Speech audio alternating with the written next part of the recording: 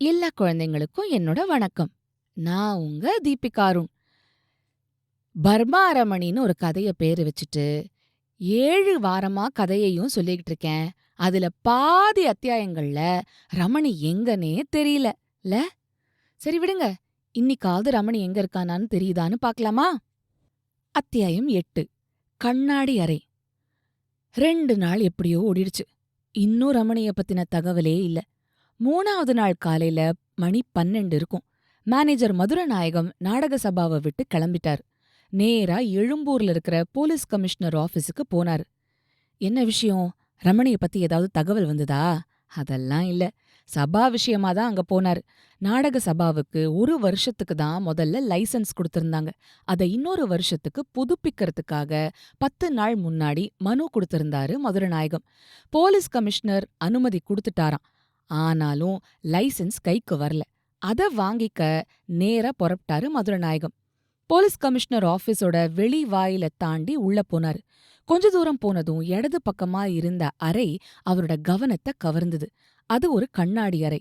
அது உள்ள சைக்கிள், கடிகாரம், குல்லா, பூட்டு, புத்தகம் இப்படி பல சாமான்கள் இருந்தது.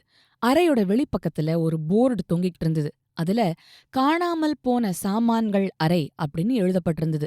ஒருத்தர் வழியில ஒரு சாமான தவறுதலா போட்டுட்டு போயிடுறாருன்னு வச்சுக்கோங்களேன். அது இன்னொருத்தர் கைக்கு கிடைக்குது. அவர் நல்லவர்னு வச்சுக்கோம். அவர் நல்லவர்னா சாமானுக்கு சொந்தக்காரர்கிட்ட குடுத்துட நினைப்பாரு. ஆனா சொந்தக்காரர் யாருன்னு தெரியலனா உடனே பக்கத்துல இருக்கிற போலீஸ் ஸ்டேஷன்ல போய் அதோட சொந்தக்காரர்கிட்ட சேர்க்க சொல்லுவாங்க. அங்க இருந்து அந்த சாமான் போலீஸ் கமிஷனர் ஆபீஸுக்கு வரும். அத கண்ணாடி அறையில வச்சிருக்காங்க. சாமானுக்கு சொந்தக்காரர் கண்ல படணும்னு தான் அப்படி வச்சிருக்காங்க. இது மாதிரி திருடங்க கிட்டேந்து பறிமுதல் பண்ண சாமான்கள் சில கூட இங்க உண்டு. திருடனுக்கு யார்கிட்ட இருந்து எடுத்தோங்கிறது சரியா தெரியாது. சாமான பறி கொடுத்தவரும் போலீஸ் ரிப்போர்ட் கொடுத்திருக்க மாட்டாரு. யார்கிட்ட சாமான கொடுக்கறது? கொடுக்கறதுக்கு வழி இல்லனா அதையும் கண்ணாடி அறையில வச்சிருவாங்க. இப்படி பல சாமான்கள் வைக்கப்பட்டிருந்த அந்த கண்ணாடி அறைக்கு பக்கத்துல போய் ஒவ்வொன்னா பாத்துக்கிட்டே வந்தாரு மதுரநாயகம். அப்போ, "ஆ, அதோ இருக்கே என் பேனா" அப்படின்னு அவர் வாய விட்டு சொல்லிக்கிட்டே ஆவலோட உத்து பார்த்தாரு. ஆமா, அது அவரோட பேனாவே தான். தங்க முடி போட்டிருக்கு, அடிபாகம் கருப்பா இருக்கு, மேல சேகர் அன்பளிப்புன்னு எழுதியிருக்கு. சந்தேகமே இல்ல, அவரோடதே தான். ஆனா அது எப்படி அங்க வந்தது? அதுதான் மதுரநாயகத்துக்கு கொஞ்சம் கூட புரியவே இல்ல. கண்ணாடி அறைக்குள்ள பேனாவ பார்த்ததும் முதலாளியோட கைகடிகாரமும் அங்க இருக்கான்னு தேடி பார்த்தாரு மதுரநாயகம். அது அங்க இல்ல. நம்ம பேனா எப்படி இங்க வந்தது? ஒருவேளை ரமணிகிட்ட இருந்து புடுங்கியிருப்பாங்களோ? அப்படின்னா அது ஏன் இங்க வரணும்? அப்படின்னெல்லாம் யோசனை பண்ணாரு. சரியா விளங்கல. சரி, எதுக்கும் உடனே போய் விசாரிச்சு பார்க்கலாம் அப்படின்னு யோசிச்சுக்கிட்டே திரும்பினாரு. அப்போ அங்க ஒரு போலீஸ்காரர் வந்தாரு. ஒரு விஷயம்னு தன்னோட ஆள்காட்டி விரல நீட்டிக்கிட்டே அந்த போலீஸ்காரர் கிட்ட போனாரு. "என்ன விஷயம்?" அப்படின்னு கேட்டாரு போலீஸ்காரர். "காணாம போன என்னோட பேனா ஒண்ணு இந்த கண்ணாடி அறையில இருக்கு. இது சம்பந்தமா நான் யார பார்க்கணும்?" அப்படின்னு கேட்டாரு மதுரநாயகம்.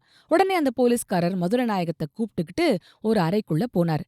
அங்க இருந்த அதிகாரிய காட்டி, "இவர்கிட்ட தான் கேட்கணும்" அப்படின்னாரு. மதுரநாயகமும் அந்த அதிகாரி முன்னாடி போய் நின்னு வணக்கம் சொன்னாரு. உடனே அவர் எதிர்ல இருந்த நாற்காலியில உட்கார சொன்னாரு. மதுரநாயகம் உட்கார்ந்ததும், "என்ன விஷயமா வந்தீங்க?" அப்படின்னு அதிகாரி கேட்டாரு. "போன செவ்வாய்க்கிழமை சாயங்காலம் என்னோட எவர் ஷார்ப் பேனா காணாம போயிடுச்சு. அது இப்ப இங்க இருக்கிற கண்ணாடி அறையில காணாம போன சாமான்களோட இருக்கு. அது எப்படி இங்க வந்ததுன்னு தெரியல. அத நான் திரும்ப எடுத்துக்கணும்னா என்ன பண்ணணும்? தயவு செஞ்சு சொல்ல முடியுமா?" அப்படின்னு கேட்டாரு மதுரநாயகம். "எப்போ காணாம போச்சு, எங்க இருந்து காணாம போச்சு, அது உங்கள்துதாங்கிறதுக்கு ஏதாவது ஆதாரம் காட்ட முடியுமாங்கிறதெல்லாம் விவரமா எழுதி கொடுங்க. நான் உடனே எந்த போலீஸ் ஸ்டேஷன்ல இருந்து அந்த பேனா வந்துச்சோ அங்க உங்க மனுவ அனுப்புறேன். அவங்க விசாரிக்க வேண்டியவங்கள விசாரிச்சு தகவல் அனுப்புவாங்க. அப்புறம் உங்களுக்கு கடிதம் அனுப்புவோம். நீங்க வந்து பேனாவ வாங்கிக்கலாம்" அப்படின்னாரு அதிகாரி. "இப்பவே மனு எழுதி தரலாமா?" அப்படின்னாரு மதுரநாயகம். "எழுதி கொடுங்களேன். வெள்ளை காகிதம் வேணுமா?" "வேணாம் சார். என்கிட்டயே லெட்டர் பேப்பர் இருக்கு. அதுல எழுதி தரேன்" அப்படின்னு சொல்லிட்டு கையில இருந்த தோல் பைய திறந்தாரு மதுரநாயகம். உள்ள இருந்து அவரோட பேரு, விலாசம் அச்சிட்ட கடித காகிதத்தை எடுத்தாரு. அதுல பேனாவோட அடையாளம், அது எங்க இருந்து எப்போ காணாம போச்சுங்கிற விவரம், திருடிட்டு போன ரமணியோட அங்க அடையாளங்கள் எல்லாத்தையும் எழுதினாரு. அதோட அந்த பேனா சிங்கப்பூர்ல இருந்து பார்சல்ல வந்ததுன்னும், சேகர்ங்கிறவர் பேனாவை பத்தி எழுதின கடிதம் தன்கிட்ட இருக்குங்கிறதையும் எழுதி கொடுத்தாரு. மதுரநாயகம் கொடுத்த மனுவ அதிகாரி ஒரு தடவை படிச்சு பார்த்தாரு. அப்புறம் அங்க இருந்த ஒரு புத்தகத்தை எடுத்து புரட்டி பார்த்தாரு. அதுல பேனா எந்த போலீஸ் ஸ்டேஷன்ல இருந்து வந்தது அப்படிங்கிற விவரம் இருந்தது. உடனே அவர், சரி, இத நான் இன்னிக்கே அந்த போலீஸ் ஸ்டேஷனுக்கு அனுப்பி வைக்கிறேன். நாளை காலையில இது அங்க போய் சேரும். நாளை சாயங்காலம் நீங்க அங்க போய் பாருங்களேன். அந்த போலீஸ் ஸ்டேஷன் எங்க இருக்கு தெரியுமா? உங்க நாடக கொட்டகைக்கு கொஞ்சம் தூரத்துல ஒரு போஸ்ட் ஆஃபீஸ் இருக்கே, அது பக்கத்துல தான் இருக்கு. நீங்க நேர்ல போனா இன்னும் ஏதாவது விவரம் கேட்டு தெரிஞ்சுக்கலாம் அப்படின்னாரு. சரி சரி, நான் வரேன் அப்படின்னு சொல்லிட்டு அவர்கிட்ட விடைய வாங்கிக்கிட்டு லைசென்ஸ் விஷயத்தையும் முடிச்சுக்கிட்டு நேரா நாடக சபாவுக்கு வந்தாரு மதுரநாயகம். சபாவுக்கு வந்ததும் கமிஷனர் ஆபீஸ்ல பேனாவை பார்த்தது, மனு எழுதி கொடுத்தது முதலிய விவரங்களை முதலாளி கிட்ட சொன்னாரு. உடனே முதலாளி, புரிஞ்சிருச்சு புரிஞ்சிருச்சு அப்படின்னாரு.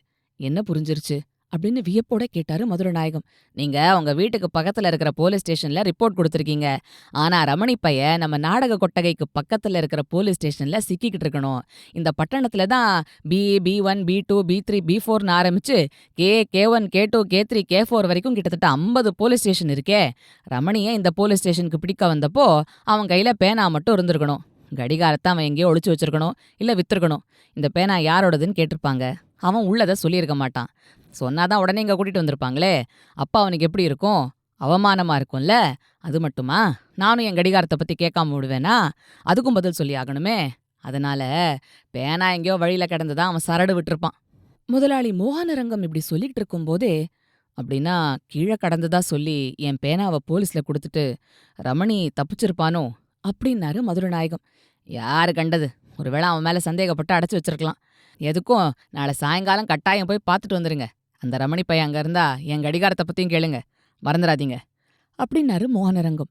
அடுத்த நாள் சாயங்காலம் மணி 4 இருக்கும். மேனேஜர் மதுரநாயகம் புறப்பட்டு தபால் ஆபீஸ் பக்கத்துல இருக்கிற போலீஸ் ஸ்டேஷனுக்கு போனாரு. அங்க போனதும் சப் இன்ஸ்பெக்டர் கிட்ட விஷயத்த சொன்னாரு. ஓஹோ, அது நீங்க தானா? ஆமா, நீங்க சொல்றதுக்கும் பேனாவை கொடுத்த ஆசாமி சொல்றதுக்கும் சம்பந்தமே இல்லையே அப்படின்னு சொன்னாரு சப் இன்ஸ்பெக்டர்.